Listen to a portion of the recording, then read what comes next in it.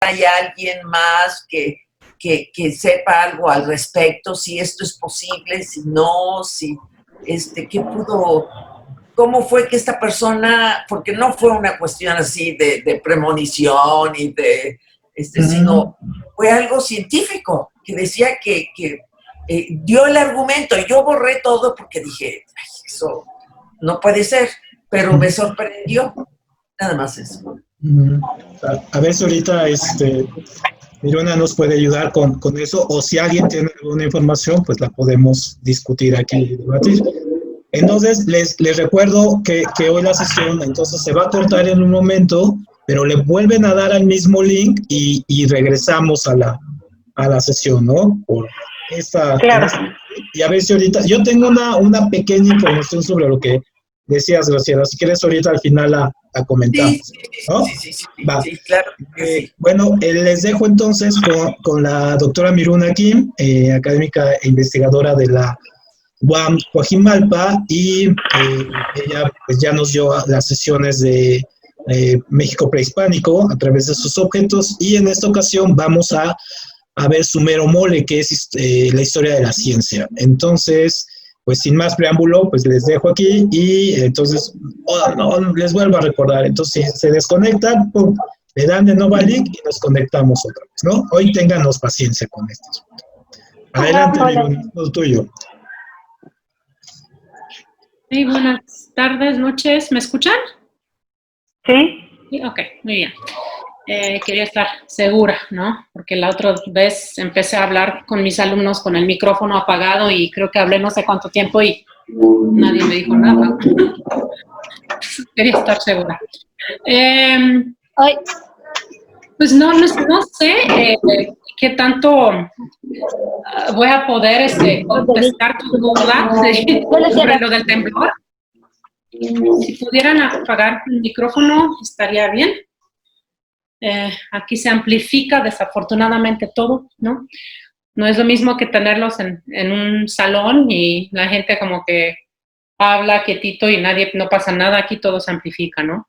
Bueno, entonces no sé qué tanto podré yo contestarle su duda sobre el temblor. Lo que sí podría decirte es que tiembla todo el tiempo. O sea, si tú te metes al Instituto Seismológico Nacional, pues hay un temblor cada momento. Entonces, cualquier cosa podría ser premonitoria de un temblor, ¿no? Este es el tipo de discusiones, de hecho, que tenían en el siglo XVIII. El siglo XVIII es muy interesante en la historia de la ciencia. Ahorita llego a lo que voy a decir, pero creo que es una manera de introducir el tema. Es muy interesante en la historia de la ciencia porque se empieza a hacer una especie de separación. Es realmente el siglo de la ciencia. Se van a extrañar en pensar que no siempre la ciencia había sido sinónimo de la verdad, sino que la ciencia era una de muchos otros tipos de formas de explicar la realidad material, ¿no?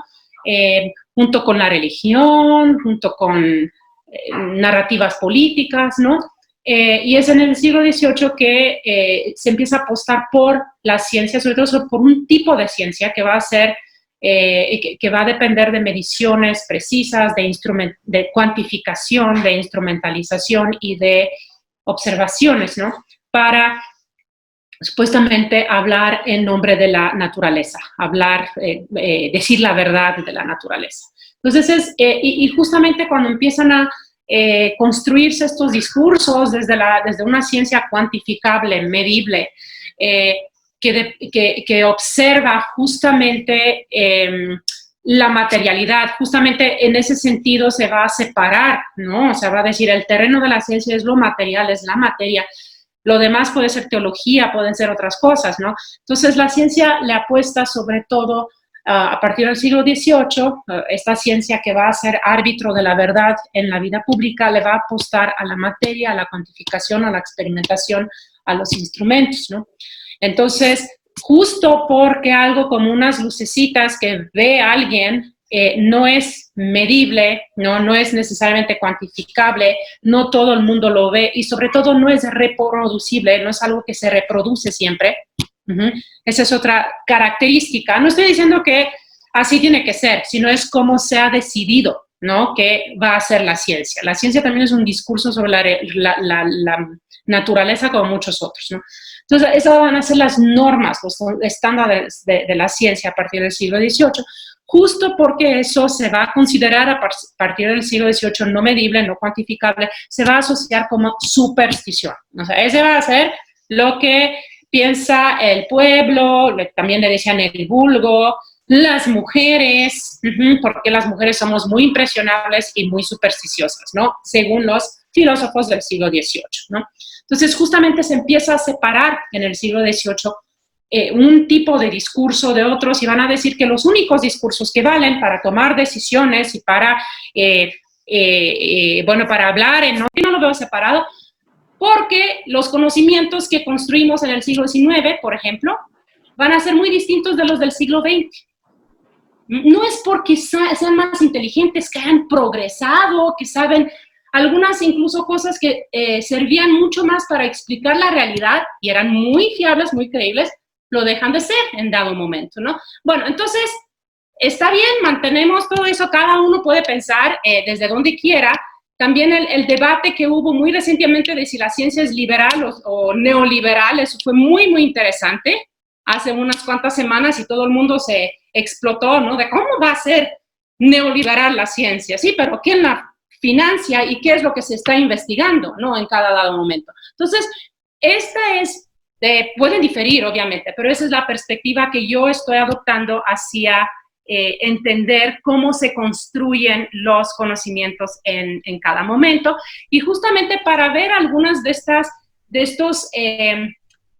asociaciones, ¿no?, antirreligión, atea, es la materia, no es el espíritu. Por ejemplo, Newton pensaba que la gravedad era un ser divino, es un éter que se movía por todo el universo, es un espíritu, ¿sí? En aquel momento, eso era ciencia, ¿sí? Entonces, más bien, en vez de verlo solamente desde la perspectiva del presente, a mí lo que me interesa hacer aquí es entender desde cada momento qué se construye, cómo se construye. Bueno, entonces, vamos a ver, empezamos con, perdón, yo no tengo los, ¿cómo se llama? Los signos de interrogación a la inversa, ¿sí? Porque está configurado en inglés mi teclado, entonces es muy difícil hacer esto en el PowerPoint, entonces van a llegar así, pero bueno.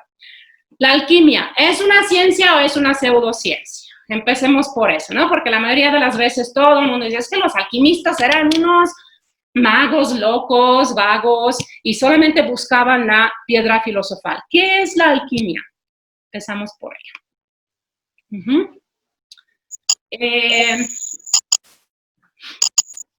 Bueno, la alquimia la asociamos sobre todo con un periodo de tiempo antes del siglo XVIII, cuando Lavoisier empieza a pensar los elementos químicos, ¿sí? Lavoisier es un químico francés que aísla el oxígeno y empieza a trabajar, a entender reacciones químicas como las entendemos hoy en día, y que pierde la cabeza en la Revolución Francesa, como muchos otros grandes científicos franceses. ¿Por qué? Porque estaba del lado de la monarquía. O bueno, por lo menos lo había apoyado, lo había patrocinado la monarquía.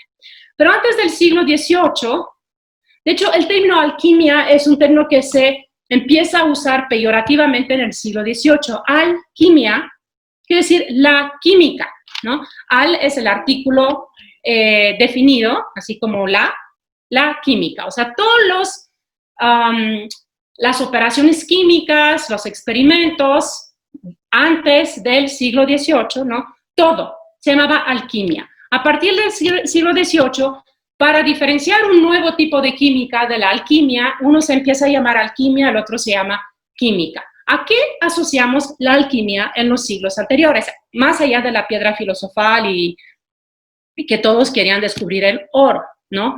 Bueno, encontrar oro o fabricar oro. Bueno, pues aquí tenemos una serie de binomios otra vez, ¿no? Tenemos ciencia y magia, via rationis y via experimentalis, artes liberales y artes mecánicas. Esto a lo largo de la Edad Media es así como se pensaba el conocimiento.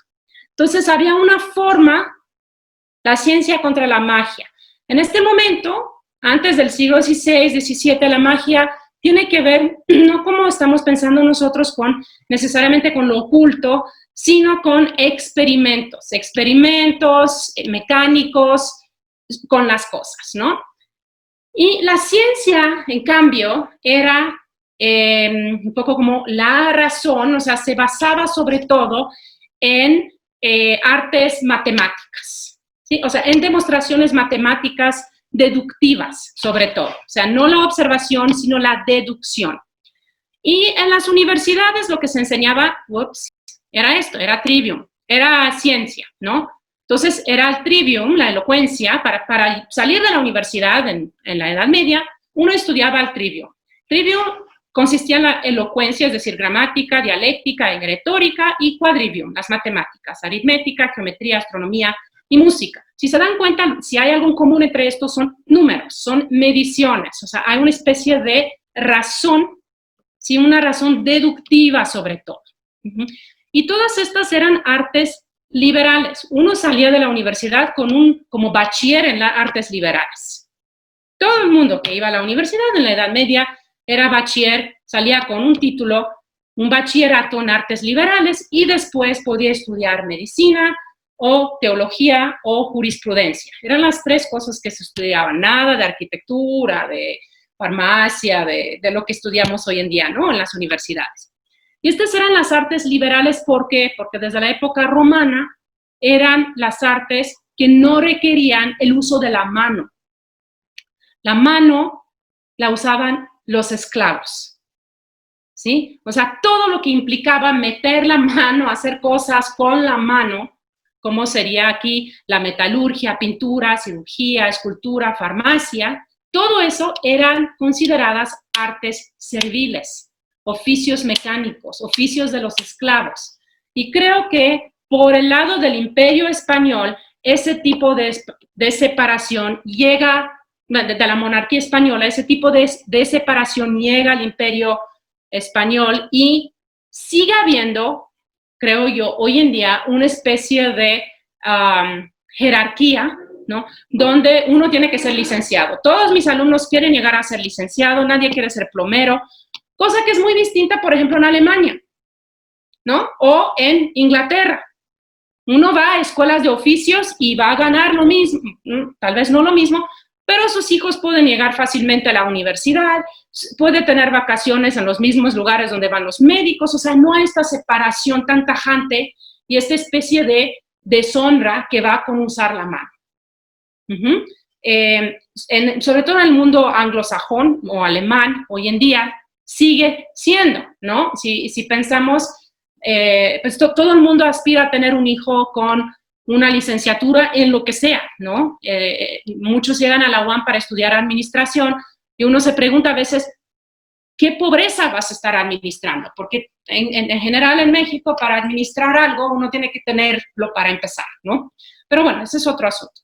Entonces, este tipo de estructuras que empiezan desde la universidad medieval, yo creo que nos acompañan todavía en lo que fueron colonias del Imperio Español, ¿no?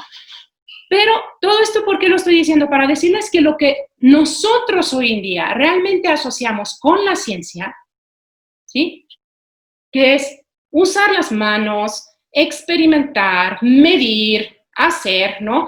Todo eso que se asocia con muchas de las ciencias hoy en día, en la época medieval no era ciencia. Eso todo se hacía afuera, se hacía en los gremios y era algo que se aprendía de oficial, de maestro, oficial a aprendiz, ¿no? Eran todas estas cosas, ¿no? Como la farmacia, la escultura, la cirugía.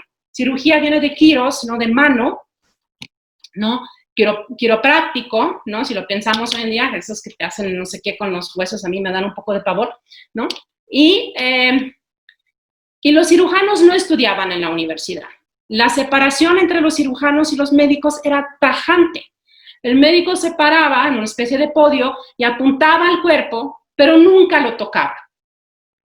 Quienes tocaban los cuerpos eran los cirujanos. Los cirujanos que tenían toda la experiencia de manipularlo, hacían las disecciones. También había cirujanos llamados barberos que no necesariamente cortaban la barba o el pelo, sino que sacaban dientes. Había flebotomistas que ajustaban los huesos. Quien tocaba el cuerpo era la mano, el kiros, ¿no? Y es a partir del Renacimiento, sobre todo, que la mano empieza a tener cada vez más importancia en lo que en la producción de conocimientos, y la gente que está usando las manos empieza a tener cada vez más lugar dentro de ciertas jerarquías. Incluso el médico y los cirujanos, ¿no? Se junta esa figura. En México es muy tardío, es hasta 1833 que los médicos van a ser cirujanos. O sea, la escuela de cirugía es separada de la escuela de medicina hasta 1833 con las reformas de Gómez Farías, ¿no? Entonces, vemos esta separación durante mucho tiempo, pero lo que más me interesa es llamarles la atención sobre el hecho que esa separación nos muestra, por un lado, algo que ya no asociamos con la ciencia, que es este conocimiento muy escolástico, muy de leyes, con poca observación, ¿no? Y eso es lo que era la ciencia, la vía racional, la vía libre, y todo lo demás que son el uso de instrumentos de todos tipos que hoy en día asociamos con la ciencia, ¿no? Los alquimistas que hacían perfumes, hacían tinturas, hacían medicinas, o sea, no solamente buscaban, destilaban cosas, ¿no? Todas esas técnicas, ¿no? Que ahora asociamos con la producción de conocimiento y de sustancias y de experimentos, todas esas técnicas quedaban por fuera de la universidad. Eso es sumamente interesante, ¿no? Aquí vemos otras imágenes, ¿no? De destiladores. Yo creo que lo mejor sería en este momento cambiar o volvernos a meter, porque voy a empezar a hablar de otra cosa. Porque se está acabando el, ¿cómo se llama? El Zoom. ¿Sí? Sí, nos queda menos de un minuto. Por eso, para empezar otra cosa nueva. Entonces, ¿okay? Cierro esta sesión y le vuelven a dar clic otra vez al mismo link. Es una sesión recurrente, ¿sale? Perdón, okay. No hay independencia del asunto, perdón. Está bien. Bien eso, porque uno está muy acostumbrado, o sea, los discursos y las narrativas en todas las disciplinas acaban anquilosándose, ¿no? Entonces uno siempre piensa que lo que uno piensa así es, ¿no? Porque todos los colegas lo comparten, si piensan, gente que es antropóloga, contadores, lo que sean, ¿no? O sea, se conocen sus tablas de Excel muy bien, entienden muy bien la terminología y ya nadie las cuestiona, ¿no? Porque uno nada más habla con sus pares de dónde los tiene, ¿no? Entonces está muy bien que me parece excelente que la gente esté cuestionando, ¿no? Mi forma de abordar pues todo esto, ¿no? La ciencia. Entonces, Listo. bueno, ya estuvimos, ¿perdón? Listo, adelante. Gracias. Bueno, entonces estábamos hablando de la alquimia. Eso a mí me parece ese como un ejemplo interesante. ¿Por qué? Porque justamente un poco para romper con esa visión de la alquimia como como un conocimiento solamente teórico, que había eso también, ¿no? En la alquimia, había esa búsqueda por la piedra filosofal, pero al mismo tiempo están todos estos otros conocimientos que a mí me parece muy interesante pensarlos aquí con ustedes, justamente porque porque es ese tipo de trabajo indiciario, ¿sí? Uno trabaja sobre los indicios, sobre los rastros, sobre los materiales, ¿no? Eso es lo que acabamos pensando cada vez más como ciencia, ¿no? O sea, nosotros lo asociamos a eso, ¿verdad? O sea, de hacer todos estos experimentos y que exploten y que salga humo y salen chispas y así se van descubriendo o aislando diferentes elementos. Todo eso empieza en la metalurgia, empieza en la alquimia, es decir, la química, de los cuales en el siglo XVIII los químicos franceses, cuando establecen sus disciplinas, la química con sus normas, sus elementos, sus instrumentos específicos, ¿no? Se tratan de distanciar de eso. De hecho, este proceso de creación de disciplinas es muy interesante. Las disciplinas como las conocemos, que son la química, la botánica, la zoología, la geología, la antropología, la arqueología, ¿no? Y podrían nombrar muchos más, son creaciones, ¿no?, del siglo XIX. ¿En qué sentido? En el sentido de que empieza a haber profesionales, o sea, uno tiene que estudiarlo en una universidad, tiene que haber todo un proceso de estudiar eso, que es muy distinto de cómo se hacía antes. Antes, por ejemplo, un viajero podía llegar a América o a África o incluso dentro de la propia Europa y empezaba a recoger plantas y animales, empezaba a trabajar sobre ellas. Todo eso se empieza a estandarizar. Ahora nadie les diría que son un botánico si no han pasado por el Instituto de Biología de la UNAM o por la Facultad de Ciencias. Nadie puede llegar a ser botánico porque colecciona plantas, más que amateur. Esas separaciones se empiezan a dar en el siglo XVIII, XIX, ¿sí? Entonces, lo mismo pasa con la química y la alquimia. Ahora, bueno, ya que, o sea, obviamente no hay tiempo de pensar la historia de la ciencia en 2 horas, por eso estoy insistiendo en voy a insistir en una serie de episodios, ¿no?, que a mí me parecen interesantes como ejemplos para pensar a través de ellos. Bueno, otro momento muy importante después de este momento de la Edad Media, cuando la ciencia o el conocimiento científico, tal como lo reconocemos nosotros hoy en día,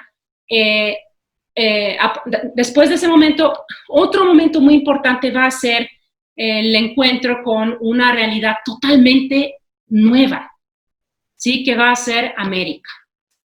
¿Sí? Mal llamado descubrimiento de América, ¿no?, porque pues ya estaba descubierta, ya había gente, pero este encuentro más bien entre 2 mundos, ¿sí?, este encuentro entre 2 mundos va a hacer posible toda una serie de una especie de explosión, ¿no?, en los conocimientos. ¿Sí? ¿Por qué? Porque va a haber cosas totalmente nuevas que no van a poder ser explicadas a través de los sistemas explicativos que había antes. Entonces, si ustedes piensan en el tipo de artes liberales que se enseñaban en la universidad en la Edad Media y vienen con una idea de cómo es el mundo, y, por ejemplo, uno de los modelos más interesantes en la medicina es el modelo galénico, ¿sí? Es de Galeno. Por eso a los médicos se les llama galenos, ¿no? Y el modelo galénico, Galeno fue un médico romano, ¿no? El modelo galénico postulaba una especie de equilibrio de los humores. Esos humores son melancólico, colérico, flemático y bilioso. O sea, dividían al ser humano, pero no solamente al ser humano, al mundo, al universo, al cosmos, ¿no?, en esos humores. Entonces, siempre uno tenía que tener una especie de equilibrio de los humores. Las plantas, los animales también participaban en ese equilibrio de humores, ¿no? Entonces, cierta planta amarga, por ejemplo, se consideraba caliente o se considera colérica, de temperamento colérico, entonces para equilibrar un temperamento flemático o frío, digamos, ¿no? Cuando llegan a América y empiezan a encontrarse plantas amargas que, sin embargo, curan la fiebre, como es la quina, todo eso empieza a romper con los esquemas que tienen de organización de la naturaleza, ¿no? Y aquí empiezan, ¿cómo empezamos a acomodar todos esos conocimientos, todas esas plantas, todos esos animales, minerales nuevos? El chocolate llega a ser un dolor de cabeza para todos, el cacao, porque también es amargo, pero de manos, depende de cómo lo cocinas, ¿no? Entonces, había debates interesantísimos sobre el chocolate, para qué servía el chocolate. Claro que todos los monjes y curas estaban encantados con el chocolate, entonces empieza incluso a haber debates de si el chocolate rompe el ayuno o no. Hay libros de cientos de páginas donde se está analizando la naturaleza, ¿no? El humor del chocolate, a ver cómo lo acomodamos. Bueno, todo este intento por acomodar un mundo, no solamente América, hay que pensar que América se encuentra este mundo americano al mismo tiempo que empieza a haber cada vez más tráfico con China, con India, con Japón también. Entonces empieza a fluir una cantidad de objetos, de materias, de conocimientos, ¿no? Que van a poner en duda muchas de las cosas que ya pensaban el mundo occidental europeo, que así estaba, así era, ¿no? Y bueno, lo que hace el descubrimiento, el encuentro de los mundos es una especie de gran interés por observar, que tiene por observar y experimentar con estas plantas y animales y sustancias nuevas, ¿no? Que eso, de alguna manera, podríamos pensarlo como una continuación de todas estas artes serviles que se daban en la época medieval, ¿no? Y que se daban fuera de la universidad. Entonces, esta figura del filósofo natural y del historiador natural, se llamaban historias naturales, estas compilaciones, ¿no? de cosas, ¿no? Que hacían, ¿no? Empiezan a tener un lugar cada vez más importante en las esferas públicas. Todavía no llegan a ser, bueno, a trabajar en universidades, pero trabajan al lado de reyes, de emperadores, ¿no? Todo emperador que se respetaba tenía un buen astrónomo, como fue el caso de Kepler, de Tycho Brahe, ¿no? En el caso en la corte de Praga, ¿no? En el Imperio Romano. Romano-alemán, ¿no? Sagrado, ¿no? Del siglo XVI, ¿no? Entonces, bueno, todas estas recopilaciones, ¿no? Lo que empieza a hacer el siglo XVI es una explosión en la producción de conocimientos sobre cosas muy, muy, muy distintas.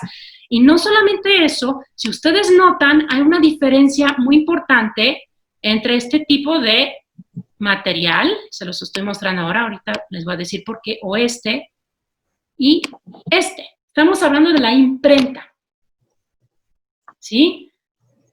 El gran vehículo para la transmisión de conocimientos a partir del siglo XVI va a ser la imprenta. ¿Por qué? Porque hace posible un manuscrito, uno tiene que copiarlo y copiarlo y copiarlo, es muy caro estar copiando y iluminando manuscritos, ¿no? Entonces la imprenta hace posible que esta se haga cada vez más barato, que más gente tenga acceso a este tipo de publicaciones, ¿no? Que más gente lea.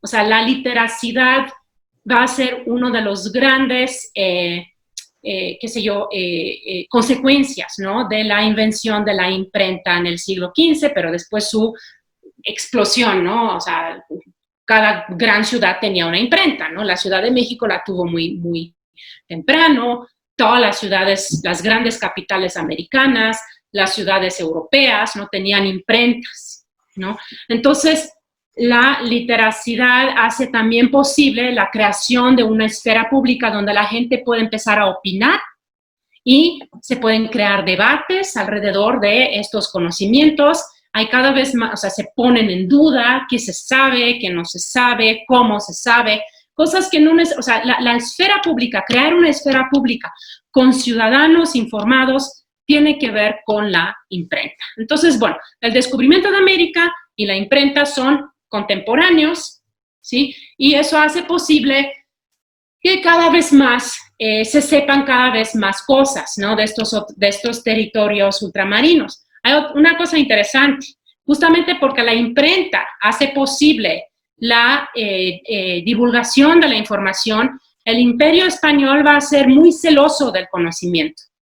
Entonces, por ejemplo, no permite que se publiquen mapas, ¿sí? O sea, no se publican mapas y si hay un ataque de piratas a un barco español, a un galeón español, lo primero que van a tirar a bordo es el mapa, ¿sí? ¿Por qué? Porque entonces, si alguien tiene el mapa, tiene el reconocimiento del territorio español, sabe dónde están los puertos, sabe en dónde se van a chocar los barcos contra qué sé yo, ¿cómo se llaman? Piedras o contra fondos demasiado, no suficientemente bajos, ¿no? O sea, todo eso, donde hay agua, donde hay ríos. O sea, es información demasiado importante, ¿no? Entonces, el Imperio Español va a ser muy celoso de su información.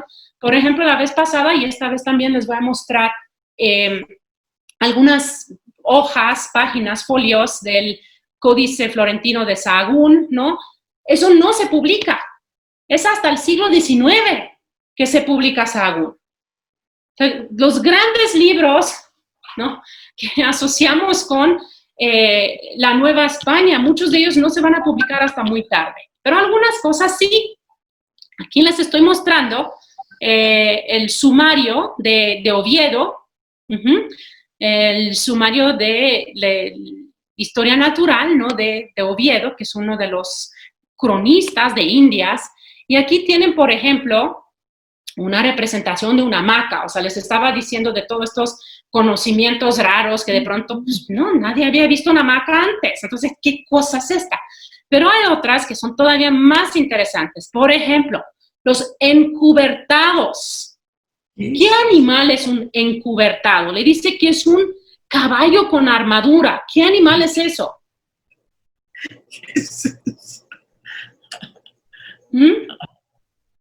A ver, ¿alguien? ¿No? Mucho. Se decía que eran los armadillos, ¿no? Exacto, son armadillos. Exacto, ¿no? Pero no existen palabras para las cosas. ¿Sí? O sea, a eso voy. Se están enfrentando a una realidad. Léanlo esto. Bueno, si quieren se los mando en una versión menos gótica, porque ahora nos tardaríamos tal vez un poco demasiado para descifrarlo, ¿no? Pero aquí dice, una hechura ni más ni menos que un caballo encubertado con sus costaneras, en fin, ¿no? Y entonces ese es el armadillo, ¿no? O sea, no hay palabra para las cosas. Y todas esas cosas se tienen que empezar a acomodar en sistemas de conocimiento. Aquí tenemos sobre los perales, llamamos perales, pero no lo son, ¿no? Y aquí hay una descripción larguísima, ¿no? Que tiene esta fruta, que no son verdaderas peras, ¿no? Porque la cáscara es mucho más gruesa y en medio tiene una pepita como castaña insertada. Y sigue hablando y hablando y hablando. ¿Y alguien sabe de qué se trata? Que es un poco como una pera, pero es una pera americana, con una pepita adentro, como una castaña, que es amarga. Aguacates. ¿Sí? Son los aguacates. ¿Sí? Aguacate es una palabra náhuatl, ¿sí?, que quiere decir testículo. Ajá. Entonces, bueno, es una de las palabras que heredamos en el español y en inglés y en todos lados, ¿no? O sea, prácticamente la misma palabra. Pero a lo que voy otra vez es que no existían las palabras para las cosas. Entonces Oviedo lo llama peral, porque ¿cómo vas a transmitir ese conocimiento en Europa? Si lo llamas, ¿cómo lo llamas? ¿Cómo le explicas a un europeo que nunca ha visto ni un armadillo, ni un aguacate?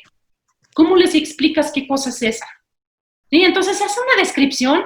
Deberíamos tratar de hacer el ejercicio de describir cosas, ¿no? A ver si los demás entienden de lo que estamos hablando, ¿no? Cuando estamos describiendo una fruta, un animal, ¿no? A ver qué tan exitoso es él y qué tan difícil es hacer eso, ¿no?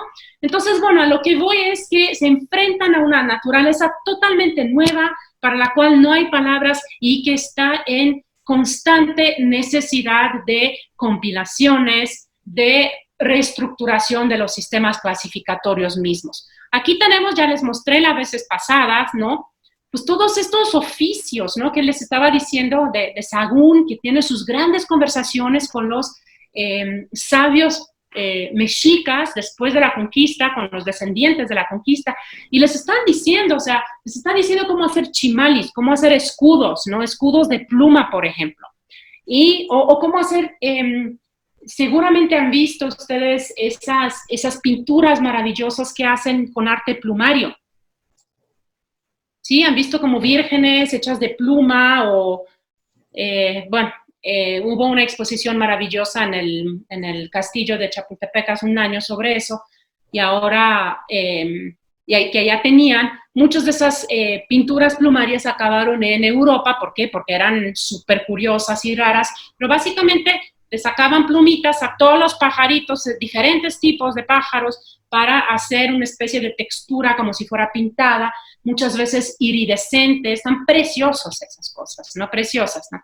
Entonces aquí les están mostrando cómo hacer eso, pero al mostrar eso también están nombrando los pájaros y los están describiendo y están creando una especie de compilación de la historia natural de la Nueva España, en este caso. Aquí tenemos otro tipo de conocimiento, ¿no? ¿Cómo voy a regir un territorio tan enorme que está del otro lado del Atlántico, que son 3 meses cruzar de un lado al otro, ¿no? Son 3 meses llegar en ese momento, de Europa a América. Bueno, pues se necesitan entonces mapas, pero no son solamente mapas, son estas llamadas relaciones geográficas que manda hacer Felipe II a finales del siglo XVI, donde pregunta a cada uno de los pueblos de la Nueva España, hace una serie de preguntas, un cuestionario de 50 preguntas, donde hace preguntas sobre los vientos, las aguas, cómo es el terreno, qué tipo de lo que hoy llamaríamos recursos hay, ¿no? Si hay madera, si hay plata, si hay cobre, qué tipo de plantas, qué tipo de animales, cómo están orientados los vientos, de qué se enferman los indígenas, qué tipo de recursos demográficos hay, porque este es también el momento que muchos indígenas están muriendo por las enfermedades que llegan de América, ¿no? O sea, la única manera de explotar un territorio es conociéndolo. Si yo no hago el inventario del territorio, no lo voy a poder explotar, ¿sí? Entonces, pues justamente esta gente contesta y cada uno, en algunos casos, pues sí, son cartógrafos españoles que hacen los mapas, como aquí, pero en otros tenemos indígenas que tratan de hacer mapas que sencillamente no son lo que nosotros entendemos por mapas. Y todo esto se va compilando en centros de acumulación. Se van recopilando en Madrid, en este caso, ¿sí? Todo esto llega a Madrid, lo juntan allá, todas estas relaciones geográficas, todas las historias naturales. Los ingleses hacen lo mismo con sus colonias, ¿no? Con Jamaica, después en la India, obviamente van a hacer lo mismo, y en África, los franceses también, y van juntando, acumulando información, y esta información va a romper Voy para los frijoles, como mamá me estaba preguntando si quería que le guardara sus frijoles. ¿Perdón? Bueno, entonces van juntando toda esta información en diferentes lugares y esta información, como estaba diciendo, va a romper con el tipo de conocimiento y con los tipo de sistemas que se usaban para construir, ¿no? Conocimientos en Europa en ese momento. Bueno, al mismo tiempo, y esto es muy interesante porque tenemos la imprenta, tenemos el descubrimiento de América y tenemos al mismo tiempo otro acontecimiento muy importante, ¿no? Y tiene que ver con las revoluciones en la astronomía. Nosotros, no sé cuántos de ustedes han escuchado hablar de la llamada revolución científica. Sí. ¿Sí? Bueno, la revolución científica, que se asocia sobre todo con el siglo XVI y XVII, ¿no? Se asocia sobre todo con la astronomía, con los cambios que tienen lugar en la astronomía. Y muchas veces se olvidan de todo otro tipo de conocimiento del cual les estaba platicando, ¿sí? Entonces, cuando se hacen historias de la ciencia, en general las historias de la ciencia empiezan con 3 genios que supuestamente retaron a la iglesia, los grandes mártires de la ciencia, y de ahí en adelante aprendimos a ser audaces y a retar a la iglesia. Es un poco cómo se construye esa narrativa. Bueno, hasta aquí no hemos hablado de la astronomía, hemos hablado de otro tipo de conocimiento que casi no se ve cuando se habla de la revolución científica, que es más el conocimiento más experimental, ¿sí? En este caso estamos hablando más de una especie de conocimiento teórico. Estamos hablando del cambio, es tremendo el cambio si lo piensan, el desplazamiento que va a haber, ¿no? Del sistema tolemaico. En el sistema tolemaico la Tierra estaba en el centro, la Luna, el Mercurio, todos estos planetas, el Sol, todo daba la vuelta a la Tierra y por fin teníamos los cielos, ¿no? Sí, la esfera celeste, ¿no? Más allá de los planetas, ¿no? Y la Tierra era una cosa, pues, sumamente corrupta. Los cambios solamente tienen lugar en la Tierra, ¿sí? La generación, la corrupción, todo eso tiene lugar en la Tierra. Todo lo demás era demasiado, era prístino, era perfecto, ¿sí? Los cielos son perfectos, ¿no? La Tierra no. Este es el sistema tolemaico. Pues después de esto, Copérnico, en 1543, Copérnico no hace observaciones, pero le parecen demasiado complicados los cálculos de Ptolomeo, ¿no? Y entonces él llega a otro tipo de cálculos donde decide que la Tierra está más bien está dándole también vueltas al Sol, como otros planetas, ¿no? Y eso tiene que ver, les digo, con cálculos astronómicos, ninguna observación. No se usa el telescopio. No se usa telescopio hasta que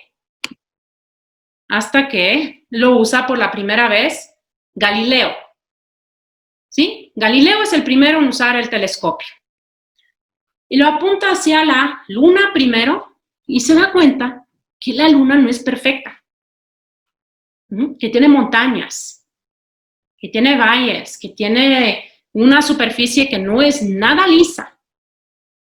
¿Sí? Entonces, nos empieza a pensar que el cambio, la generación, la corrupción, la regeneración se da en todo el sistema planetario, ¿no? Y él también, en base a sus observaciones, él ya con telescopio, va a comprobar justamente la teoría de Copérnico y después la de Kepler, de que los planetas se giran alrededor del Sol, ¿sí? Pero pasan 60 años entre las propuestas teóricas de Copérnico hasta las observaciones de Galileo, ¿sí? Cuando por fin comprueba eso, ¿no? Y ustedes dirán, entonces, bueno, y todos estos, ¿cómo se llaman? Grandes nombres en la astronomía bueno, alguien me había dicho que la ciencia es atea, ¿sí? Copérnico era monje. Kepler no era monje, pero pues escribe, bueno, nada en lo que escribe hace pensar que sería ateo. Ahorita llego a Galileo. Newton sus cálculos matemáticos los hace justamente a la par de cálculos alquímicos y de una teología que escribe. ¿Por qué? Porque él quiere dar una comprobación teórico-matemática a la obra de Dios y la alquimia. ¿Sí? Entonces, es muy importante tener en cuenta que no es que su teología depende de su matemática, sino que su matemática depende de su teología. Ante que todo, Newton es teólogo. Y ahorita lleguemos a Galileo, que es un caso muy importante porque si de alguien se ha dicho que es el mártir de la iglesia, es de Galileo. Galileo, y no solamente de la iglesia, sino que otra cosa que se dice todo el tiempo de la ciencia es que es neutra, que es desinteresada, que está al margen de la política, está al margen de la religión. Galileo no tenía ninguna intención de pelearse con el Papa. ¿sí? O sea, Galileo empieza a escribe sobre muchas más cosas, no solamente sobre la luna o sobre el sistema solar, escribe sobre leyes de movimiento, o sea, tiene una obra muy, muy interesante. Y no es por sus trabajos sobre los sistemas solares, o sea, en el hecho de que la Tierra está en el centro, que se le condena, que lo condena el Papa, ¿no? Sino por otros tipos de trabajos que tienen que ver con atomismo, que haría imposible la Eucaristía. Si contamos con átomos individualizados, es muy difícil entonces que el vino se convierta en sangre, o sea, no hay ese tipo de posibilidad. Entonces, por allá lo agarra la Iglesia. Pero Galileo no era ateo, ¿no? Y nunca estuvo al margen de la política. De hecho, Galileo, ese es un caso muy interesante, es muy interesante para pensar la biografía de los científicos, ¿no? Galileo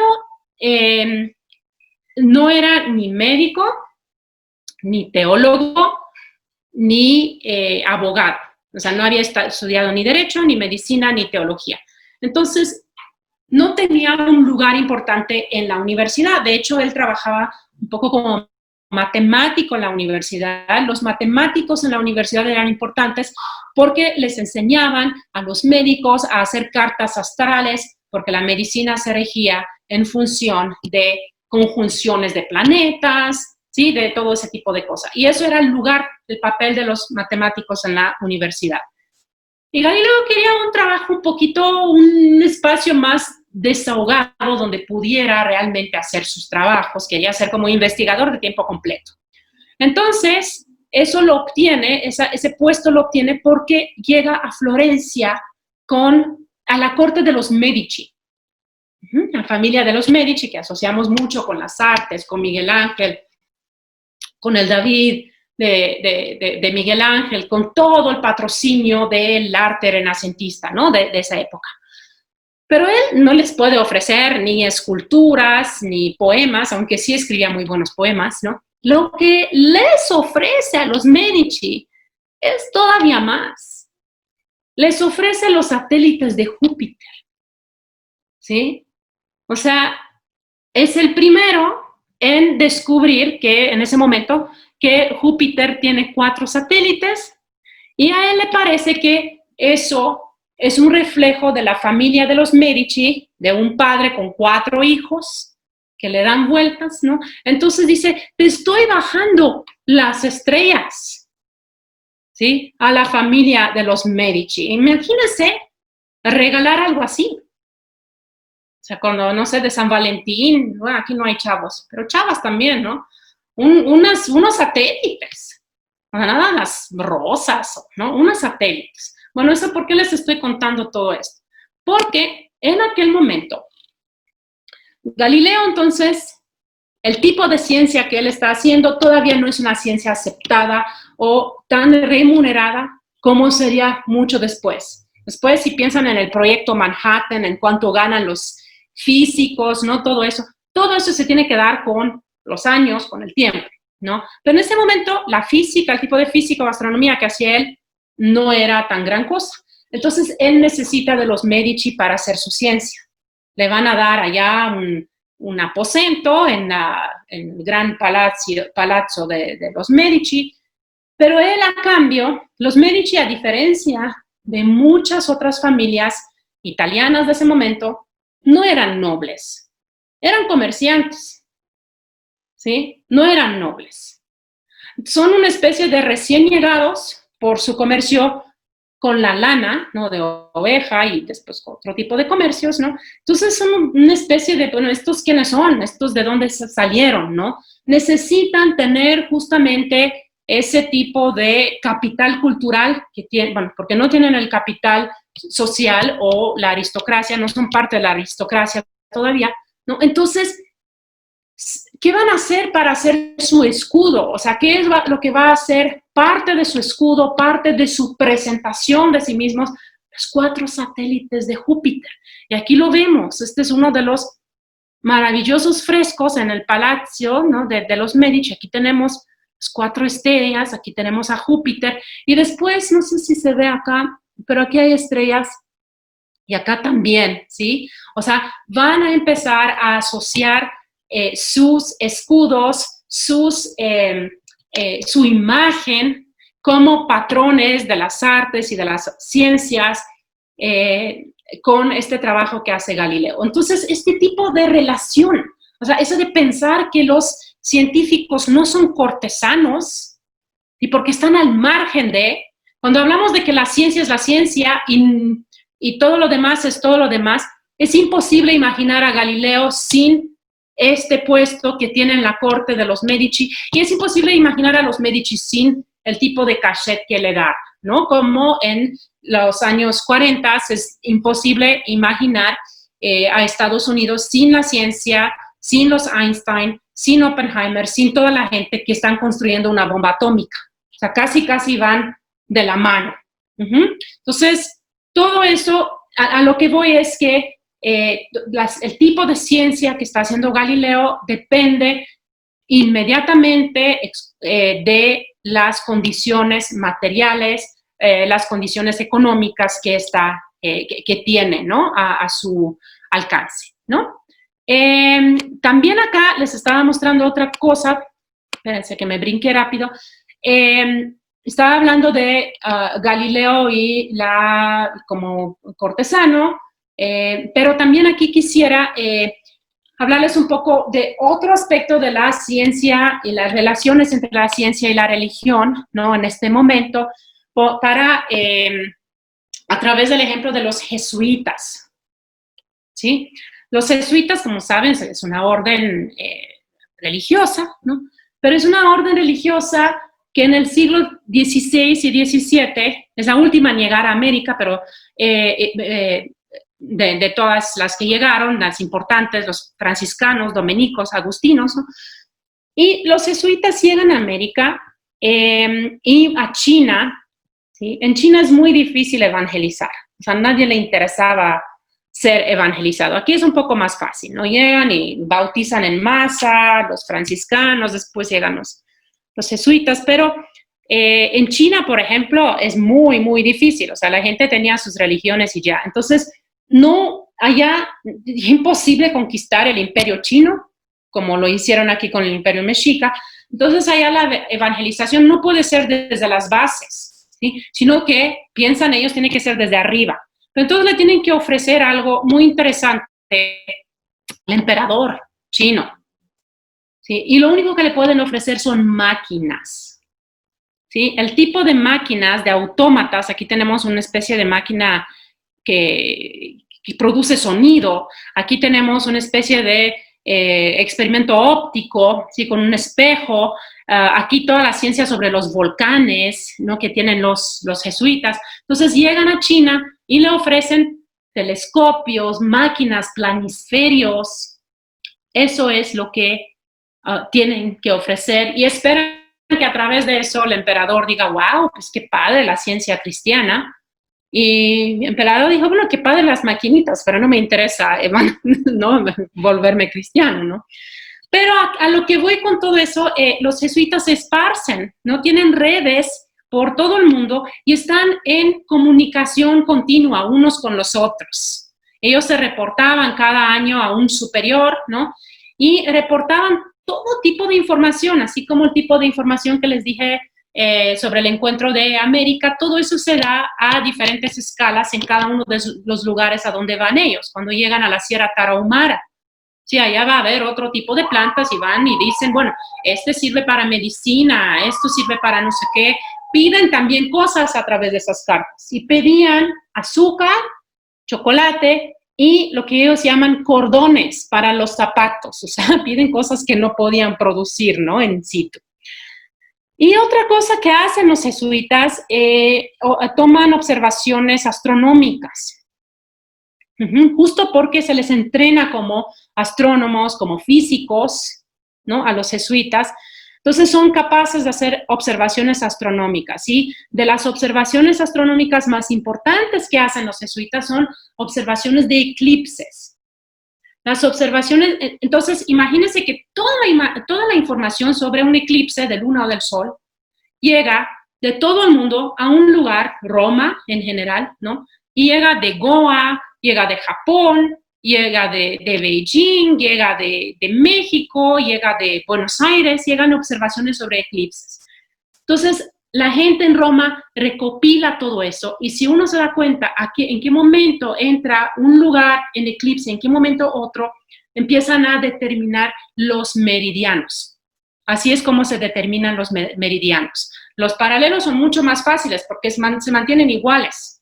Los meridianos no, se achican, se alargan, ¿no? Entonces, para determinar el meridiano de un lugar, eso va a servir muchísimo, saber a qué hora entra en eclipse la luna en ese lugar y así a lo largo del globo. Entonces, aquí nos está mostrando este sistema religioso, de pirámide religiosa que tienen los jesuitas, de qué manera contribuye a construir conocimientos científicos. Y creo que con 40 minutos más, y bueno, menos, como 20 minutos más y nos vamos, pero en esto que nos dé otra vez el pase, Arturo. O es la misma clave, porque esto ya se va a acabar. ¿Sí? ¿No se te escucha? ¡No se te escucha! Perdón. Es recurrente la clave, entonces nada más le dan clic a la misma y ya. Entonces ya creo que sería la última, ¿no? Esta. Definitivamente, sí. Muy bien. Bueno, entonces nos volvemos a conectar, ¿sale? Sí. Sale, termino esta y ahorita nos conectamos. Va, gracias. En 1767 de todos los territorios. ¿Por qué? Porque tienen esta estructura que está por encima de la monarquía española. ¿Sí? Ellos solamente le responden al Papa. Entonces los reyes los ven como demasiado poderosos, ¿no? Bueno, sin esa estructura tan bien organizada, todo este conocimiento de los meridianos, lo tendríamos tal vez ahora, pero no lo tendríamos en el siglo XVI y XVII, cuando importaba demasiado saber el meridiano. ¿Por qué?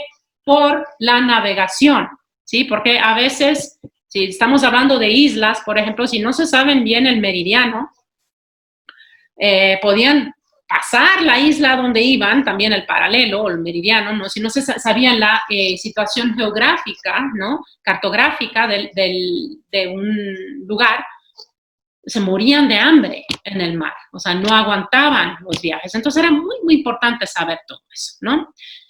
Bueno, entonces hemos hablado de las relaciones de la astronomía con estructuras materiales, políticas, religiosas, que van mucho más allá de la ciencia sin adjetivos, si quieren. Vamos a hablar de la alquimia. Ahora vamos a hablar un poco de las ciencias humanas.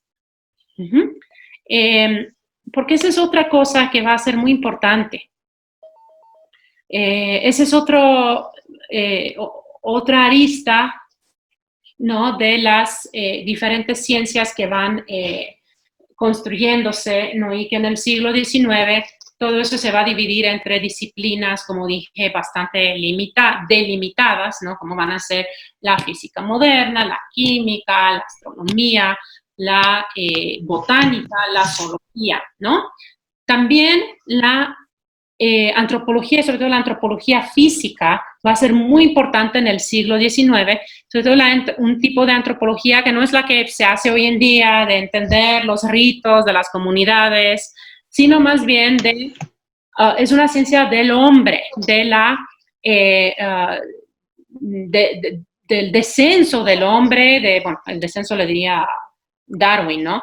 Pero de la clasificación de esta gran variedad de seres humanos. Así como están clasificando plantas y animales, empiezan a clasificar desde muy temprano, desde el siglo XVI, a clasificar a los humanos, ¿no? Con lo que se supone son criterios bastante objetivos, ¿no? Aquí tenemos, y esas clasificaciones se dan desde muy tempranas, ¿sí? Había un gran interés por entender quiénes son los indios. ¿Sí? Llegan a América, entonces, ¿quiénes son los indígenas de América?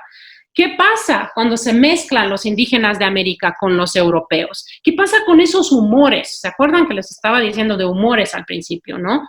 ¿Qué tipo de humores tienen los indígenas americanos, no? ¿Qué tipo de humores tienen los esclavos africanos que están importando? ¿De qué se enferman? O sea, no, realmente los españoles no llegan a América con la intención de matar indígenas.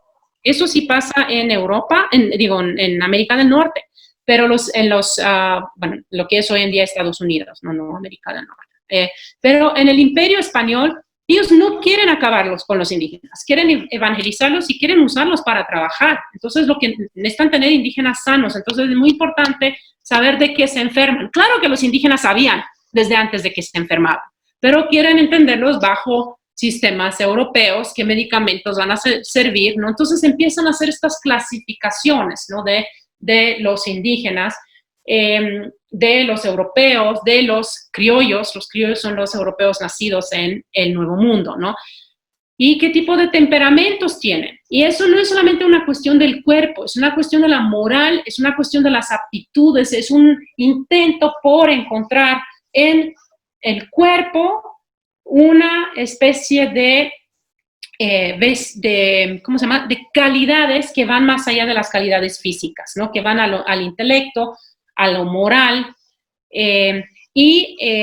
Por ejemplo, de los indígenas mexicanos decían que son flemáticos, que quiere decir que nada los entusiasmaba demasiado, pero eran buenos trabajadores e imitaban muy bien todo. Y claro, como muchas de esas historias los escriben los criollos, dicen que los mejores temperamentos son, adivinen de quién, de los criollos, porque tenían lo mejor de los españoles, que eran coléricos, y lo mejor de los indios para formar un temperamento sanguíneo.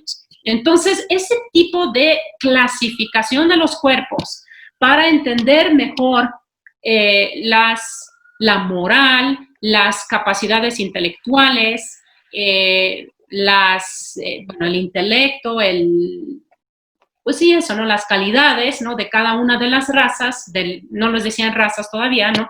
Pero de cada uno de ese tipo de cuerpo, eso todavía persiste hoy en día cuando hacemos genómica y decimos que los amerindios, ¿sí? Antes eran flemáticos. Bueno, ahora resulta que tienen el gen de la gordura, que no lo han encontrado, ¿cierto? ¿Sí? Entonces, ese tipo de trabajo, o sea, hay una larga genealogía de la clasificación de los seres humanos, ¿no? Según sus colores de piel, según su apariencia física. Y aquí les traje un poco para divertirnos un poco con los nombres, porque los nombres son tremendos, ¿no? Por ejemplo, español con india, mestizo, eso ya lo sabemos. Mestizo con española, castizo. Castizo con española, español. Español con mora, mulat. Algunos de los más chistosos son chino con india, el chino es morisco con española, chino con india, salta atrás, o sea, hay una especie de regresión en este tipo de mezcla, ¿no? Salta atrás con mulata, lobo. Otros nombres, albarazado, en fin, estos son algunos de tente en el aire. Hay uno que se llama tente en el aire, o sea, no va ni atrás ni adelante en esta especie de escala de progreso, ¿no? Aquí tenemos, y cuando les estaba diciendo que tienen que ver también con capacidades intelectuales, con toda una manera de caracterizar a la gente, pues en muchos de los dibujos estos de castas también van con sus ocupaciones, ¿no? Aquí tenemos pues una familia como muy propia, ¿no? O sea, español y mestiza producen castiza, eso están muy bien, pero en otras razas, en otras de estas clasificaciones, castas, les dicen, de hecho, estos son cuadros de castas que se hacen en el siglo XVIII en la Nueva España, ¿no? En otras se están peleando, se agarran los pelos, la mujer le da con el sartén al hombre en la cabeza, o sea, estos los buscan y hay varios de estas series de castas, ¿no? Entonces, lo que sí me parece muy interesante de esto es la manera cómo podemos pensar, genealogías para las clasificaciones cada vez más científicas, ¿no? De los siglos XVIII, XIX y XX, de los grupos humanos. Y cada uno diciendo que está haciendo ciencia, ¿no? Que está haciendo una ciencia muy objetiva. No hay nada más objetivo, en este caso, que los ángulos faciales. Sí, el ángulo facial es, bueno, aquí está bastante bien definido, pero esos ángulos faciales resulta que acercan a las poblaciones africanas a los monos, ¿sí? Y no solamente desde el punto de vista físico, sino desde el punto de vista de las capacidades y las limitaciones morales. Este ángulo facial pues, circuló durante muchísimo tiempo, siglo XVIII y siglo XIX, ¿no? Y era la manera de clasificar a las razas humanas. Y aquí ven otras, y siempre esa especie de, ¿cómo se llama? El eslabón perdido, ¿sí? Después con la teoría de la evolución de Darwin, siempre, Darwin no busca el eslabón perdido, pero hay otros que están buscando el eslabón perdido entre el mono y el humano. Siempre van a ser negros y mujeres quienes son el eslabón perdido, ¿no? Justamente en base a sus anatomías. Entonces, a lo que los estoy invitando a pensar es las clasificaciones que tenemos hoy en día, ¿no? De los grupos humanos que parecen todavía más objetivas, porque no hay nada más objetivo que un genoma, ¿no? Ese tipo de clasificaciones, ¿cuál es su genealogía? ¿Desde dónde se empiezan a clasificar a los humanos y con qué razón, ¿no? Y otra vez salen perdiendo los amerindios, ¿no? Como les estaba diciendo, ¿no? Porque son ellos que son los culpables de todos los males de los mexicanos hoy en día, ¿no? O sea, los amerindios porque heredan este supuesto gen de la gordura, ¿no? Y en combinación con los alimentos que toman hoy en día, pues eso los hace a todos pasarse de peso y esa es la gran enfermedad nacional, ¿no? Y COVID, ¿no? Lo que no dicen es, o sea, lo que sí es muy interesante es que el Instituto de Genómica está patrocinado por Coca-Cola, ¿sí? Entonces, al hacer ese tipo de... Yo no estoy diciendo que no se busquen, ni nadie de los que hacemos historias de la ciencia estamos diciendo que no se busquen genes, y de hecho se han encontrado algunos, ¿no? Que determinan algunas enfermedades más que otras, por ejemplo, de cáncer, ¿no? Solamente estoy diciendo que hay que poner atención a qué estamos ocultando, ¿sí? Cuando solamente nos fijamos en las supuestas correlaciones entre cuerpo y otra cosa, ¿no? O sea, y estamos ocultando pues situaciones de pobreza, estamos ocultando una especie de política rapaz por parte de todas estas productoras de azúcares, ¿no? Que quieren vender, ¿sí? O sea, todo eso está en juego también y no se tiene que perder de vista al tratar de encontrar predisposiciones genéticas hacia la obesidad o que sea hacia otro tipo de enfermedad, ¿sí? ¿Qué se esconde al visibilizar solamente una cosa? Que es lo mismo que está pasando en los siglos anteriores. ¿Qué se esconde al visibilizar un tipo de rasgo, de característica de los indígenas, ¿no? O de los negros, ¿no? ¿Por qué necesitamos decir que los negros en el siglo XIX realmente estaban muy bien hechos, pero para trabajar? Porque los querían de esclavos, ¿sí? Entonces, bueno, iba a hablar de Humboldt también, pero creo que ya es mucho para una sola vez, ¿no? Hablar de todo esto. Entonces, quisiera más bien abrirlo a preguntas, pero quisiera hacer un pequeño resumen, ¿no? Otra vez, a lo que a mí me interesa en todo esto es poner atención a todas las otras estructuras que hacen posible la práctica de la ciencia, la construcción y la transmisión de conocimientos en diferentes momentos. También me interesa muchísimo ver por qué se dice lo que se dice, quién está detrás de ciertas cosas, qué intereses hay en el siglo XVIII, por ejemplo, en hablar de la alquimia como algo supersticioso, algo que hemos dejado atrás, qué intereses hay en construir una clasificación racial y étnica, o sea, ¿qué más hay allá, además de yo estoy observando cuerpos y no estoy haciendo nada más? Quienes están observando cuerpos o quienes están haciendo este tipo de separaciones suelen ser, por lo general, hombres. Y eso no lo digo despectivamente. De hecho, acabo de leer un artículo súper interesante esta mañana en el Guardian, que es este periódico inglés, ¿no? Que habla sobre... Es un artículo de arquitectura. Es un artículo sobre diseño. Y está pensado en cómo vamos a cambiar el diseño de los edificios para responder a contingencias como es esta pandemia, ¿Sí? ¿Qué tipo de edificios vamos a tener, ¿no? Y es un grupo que hace diseño, un grupo de Berkeley, creo que sí, es de la Universidad de California en Berkeley, ¿no? Que ha tenido experiencia con hacer diseño para varios grupos marginados, ¿sí? O sea, por ejemplo, diseño de baños para que puedan ser que ya la gente como transexual no les dé miedo ir a un baño público, por ejemplo. O diseños para niños o para personas con autismo, ¿no? Porque los espacios muy abiertos, al parecer, les da muchísima ansiedad, ¿no?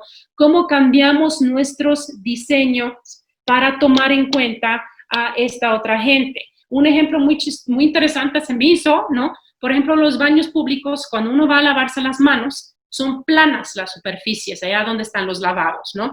Y uno acaba siempre con la camisa, como aquí, mojada.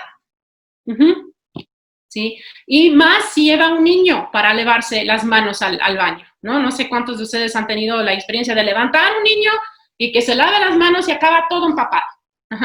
Lo que están diciendo es que esos baños están diseñados por ciertas gentes de cierta altura, de cierto tamaño, así como se hacen también las pruebas de coches donde los cinturones están ¿por qué mueren más mujeres en accidentes de carro? Porque los cinturones están diseñados para un cuerpo más tamaño hombre, ¿sí? Entonces, tomar como medida universal al hombre blanco europeo con ciertas medidas, ¿no? De cuerpos, ciertas capacidades, cierto estado emocional, nos limita. Y entonces esta clase también es una invitación a pensar en esas ciencias, cómo las hacemos más inclusivas, cómo hacemos que estas ciencias se vuelvan más bien parlamentos donde podamos intervenir. La ciencia en el siglo XVIII, justamente porque no tenía el estatuto que tiene ahora, se debatía todo el tiempo y la gente intervenía. ¿Cómo hacemos que eso se vuelva, en vez de que sea este monumento inexpugnable al cual nadie tiene acceso más que los meros científicos? ¿Cómo hacemos que se vuelva algo más democrático, más público, algo a lo cual tengamos acceso? No estoy diciendo solamente opinar por opinar, ¿no? Pero tratar de no dejar todo en mano de las farmacéuticas, de los gobiernos, de instituciones que se alimentan de ello. No estoy diciendo que todos los científicos trabajan así, pero para nada.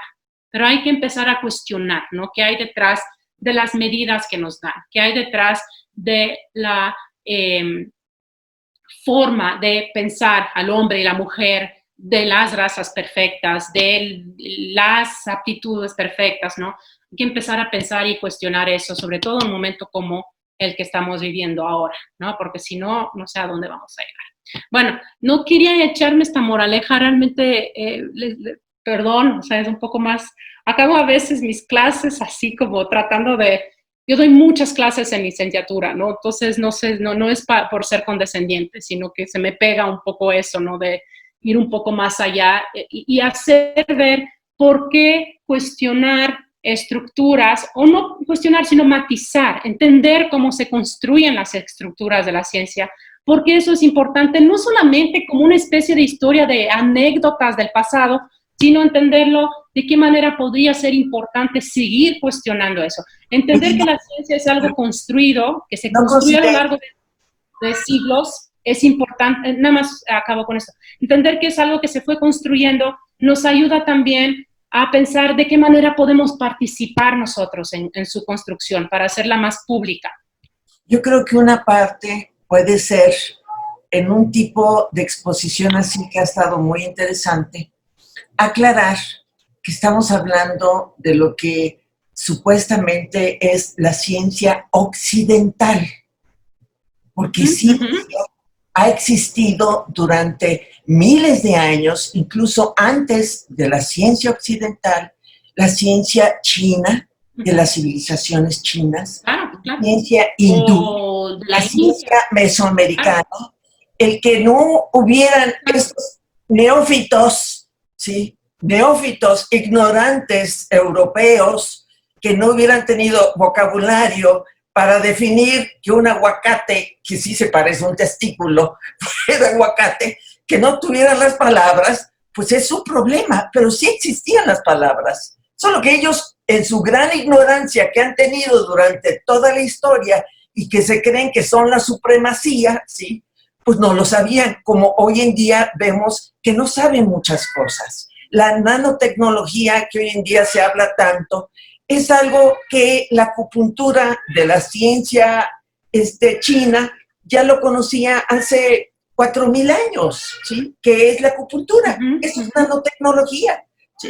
Entonces, creo que es parte, este tipo de conferencias, de charlas, el hacer hincapié que estamos hablando específicamente de lo que se supone que es la ciencia universal, pero que es la ciencia occidental, y que nos ha trazado al mundo, porque su ignorancia de querer cerrar, así, desconocer la ciencia de otras grandes culturas, nos ha atrasado. Estamos viviendo un atraso que nos ha metido la ciencia occidental y muchas cosas de la cultura occidental. ¿O no creen ustedes? Bueno, yo creo que son las dos cosas, Graciela. O sea, yo creo que por un lado sí tienes razón, pero si pensamos, por ejemplo, en penicilina, o sea, en varios eso para darte un ejemplo, ¿no? Hay muchos más, ¿no? Pero no se trata de hacer una competencia, sino justamente o ponerlas a competir una con la otra, sino justamente lo que tú estás diciendo, dejar de pensar desde una posición eurocéntrica exclusivamente, ¿no? Como si esa fuera la medida del mundo, sino tratar de aceptar otras perspectivas, de escuchar lo que nos tienen que decir, ¿no? Y creo que eso es lo más fructífero que tirar todo por la ventana, lo que ha hecho la ciencia occidental en los últimos 500 años. O sea, yo no creo que se trata de eso. Al contrario, también creo que de la manera como estamos cuestionando lo que hace el Occidente, también se puede cuestionar las estructuras de producción de conocimiento que tienen en China, por ejemplo. Ahora, pues no sé, ya uno ni sabe qué creer, ni sabe hasta qué momento, hasta dónde sospechar el hecho de que no nos dicen, o sea, justamente por el tipo de estructura política que tienen, no divulgan, no nos transmiten desde el principio la información de que está este virus y que tenemos que estarnos enfrentando a él. Entonces, no se trata de, creo yo, de reemplazar una por la otra o decir que una es mejor que otra, sino de abrir y crear realmente parlamentos más inclusivos. Y esos no se pueden construir nunca a nivel mundial, tienen que ser a nivel local. O sea, es muy, muy importante que el diálogo se dé de maneras mucho más situadas, ¿no? Y cuando un campesino te dice que aquí no se puede construir porque sé que aquí pasa el río siempre y ustedes no lo ven ahora, pero lo van a ver cuando llegan las lluvias, hacerle caso, ¿sí? O sea, a eso voy. ¿De qué manera podemos hacer esto mucho más, un diálogo, ¿no? Mucho más participativo. De tu conferencia, abrir el planteamiento. Les voy a dar desde la perspectiva de que esto no es la ciencia universal.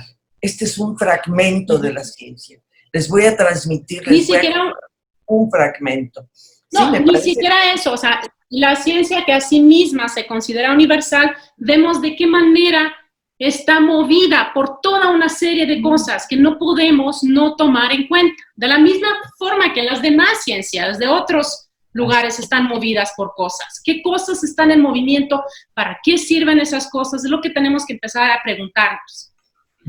Yo creo que también es parte del pensamiento crítico que debemos de tener todos. En algún momento comentaba que un libro no lo puedes tomar como un todo, como un conocimiento verídico, sino tienes que leerlo desde la objetividad de su autor, o sea, cuál es su contexto, hacia quiénes va dirigido la obra, y sobre todo, como dices ahorita, la ciencia no está cada ciencia, cada científico tiene su propia orientación, tanto de creencias como de posibilidades económicas, porque detrás de cada científico hay un grupo de personas que le aportan económicamente y que le dicen cuál es su objetivo. O sea, también hay que tener ese pensamiento crítico hacia la ciencia, que no es solo una verdad absoluta, sino tenemos que observarla desde un punto objetivo.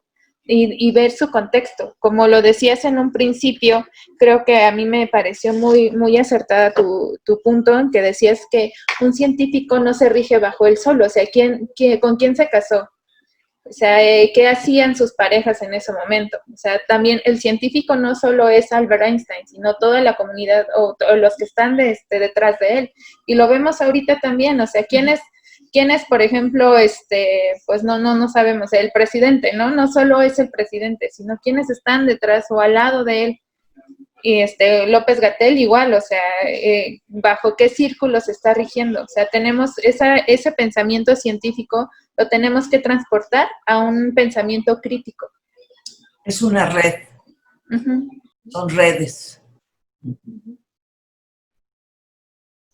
Sí, de hecho me estaba acordando ahorita, Miruna, que del caso que platicábamos alguna vez de este científico que descubrió el tiempo de la Tierra, ¿no? Cameron Patterson, creo que se apellida, pero que también fue perseguido por las industrias que utilizaban el plomo, y entonces él, una de las cosas que hizo fue descubrir todo el daño que hacía el plomo. Y entonces grupos de científicos pagados por las empresas lo persiguieron a él y quisieron desacreditar su trabajo, ¿no? Con la prensa, con otros científicos, con otros datos, y finalmente el tiempo le dio la razón, ¿no? Y el plomo pues fue quitado de muchos lados.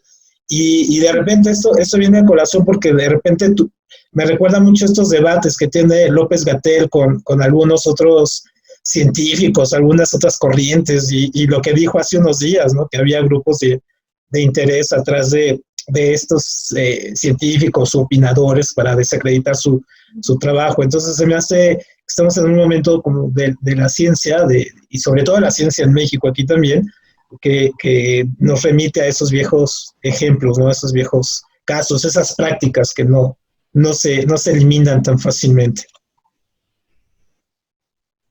Sí, o sea, una de las cosas más tal vez tristes en este momento, ¿no? Son las dudas que se están levantando en Estados Unidos sobre el calentamiento global. Aquí nos parece muy raro, ¿no? O sea, aquí la gente escucha que hay no sé cuántos gringos bueno, yo soy gringa, entonces puedo decir gringos, ¿no? Que critican o que no están de acuerdo que haya calentamiento global, ¿no? O sea, hay muchísimos, ¿no? Y bueno, lo que están haciendo, y es muy interesante porque sí, o sea, son gentes en universidades, con doctorados, ¿no? Que están haciendo eso, y están siguiendo de alguna manera las tácticas de las industrias de tabaco en los años 70, ¿no? Cuando empieza a haber una correlación muy clara entre el tabaquismo y cáncer de pulmón o enfermedades pulmonares, ¿no? O respiratorias, ¿no?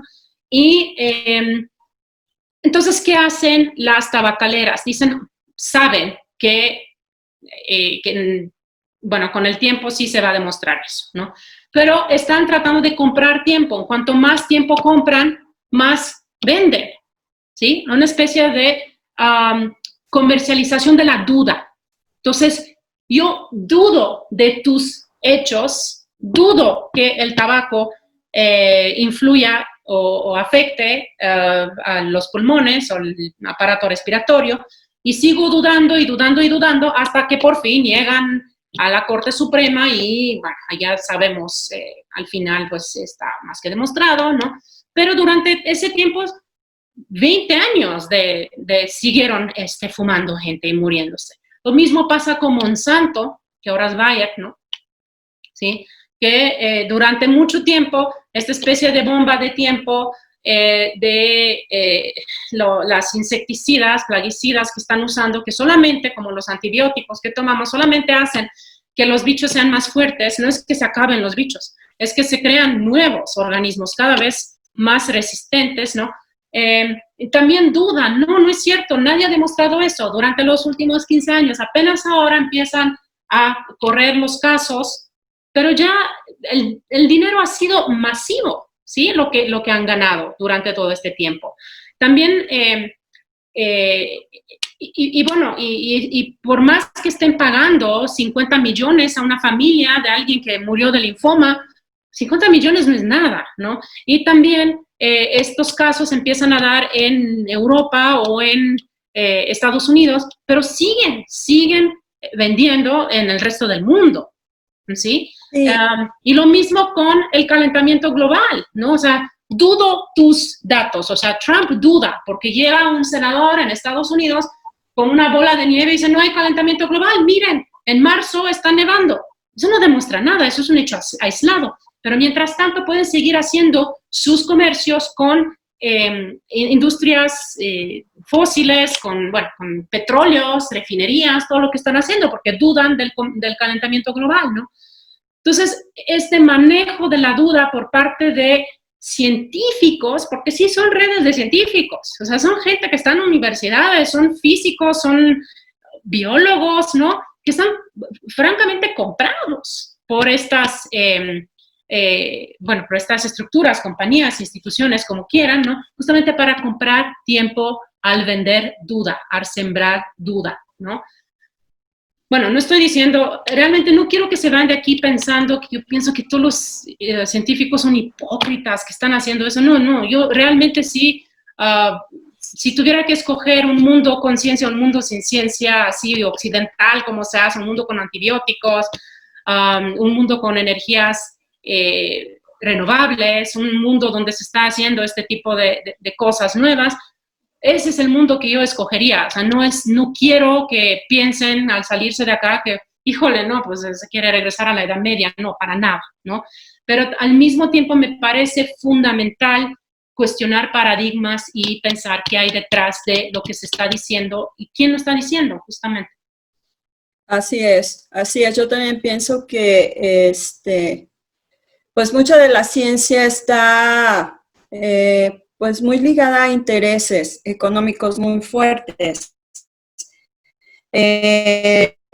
Arturo dijo un ejemplo, tú dijiste otro. En lo personal, a mí el ejemplo que más me sorprende y siento que ha afectado a generaciones es esta idea de que la grasa era mala. Existen categorías de grasas buenas y grasas malas. El científico, me parece que es un nutriólogo, que hizo un estudio por 5 continentes. Entonces, él estaba patrocinado por Crisco. Los cimientos de la Asociación Americana del Corazón estaba patrocinado por Crisco.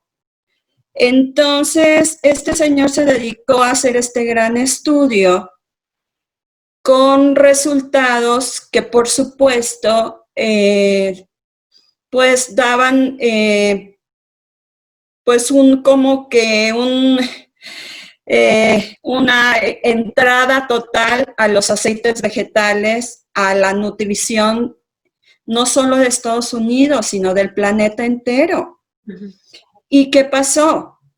Vino otro científico a hacer pruebas en donde corroboraba que a pesar de que consumieras aceites vegetales, tenías enfermedades del corazón.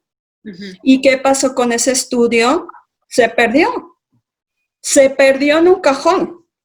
Uh-huh. Hasta hace 5, 6 años que otro científico lo encontró en ese cajón. Y entonces, ¿qué dijo? ¿Saben qué? O sea, las grasas no es lo que te produce un infarto, etcétera, etcétera. Claro, su exceso contribuye, uh-huh. Pero realmente el culprit, el villano del asunto, no son las grasas. Y entonces promueves grasas vegetales y entonces promueves más ingesta de carbohidratos y entonces promueves cómo puedes sustituir grasas en los alimentos. Realmente, vaya, tanto este asunto del tabaquismo como se me hace un atentado a la salud impresionante, impresionante. Y además, en boca de científicos, ¿sí? Y vaya que yo los respeto, o sea, de veras al por mayor. Pero sí son claros ejemplos de que muchas veces la ciencia está, pues, realmente a merced de intereses muy poderosos y cuesta mucho trabajo ir en contracorriente y cuesta mucho trabajo encontrar la información adecuada para que tú tomes una decisión.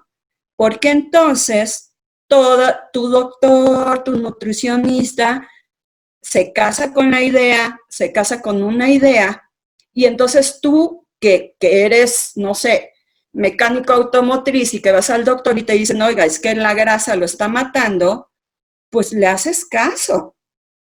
Entonces, para quitar esa idea ahora de las grasas, imagínate todos los años que van a pasar. Yo se lo vivo diciendo a mi prima, al familiar, al amigo, es que la grasa no te hace daño. No, es que el pan, es que el no sé qué. No, por favor, integren grasa a su alimentación, grasa sana. Entonces sí, o sea, realmente y desgraciadamente pasa eso. Pues sí, efectivamente, yo creo que todos podemos tener muchísimos ejemplos, ¿no? Podemos seguir aquí dando ejemplos y ejemplos. Lo más importante es al cuestionar cualquier tipo de estudio, cualquier cosa de lo que se dice, cualquier cliché, es tener argumentos reales y basados también en, o sea, que no combatamos un cliché con otro o con otra, qué sé yo, con algo que escuchamos. Sí, eso es lo importante.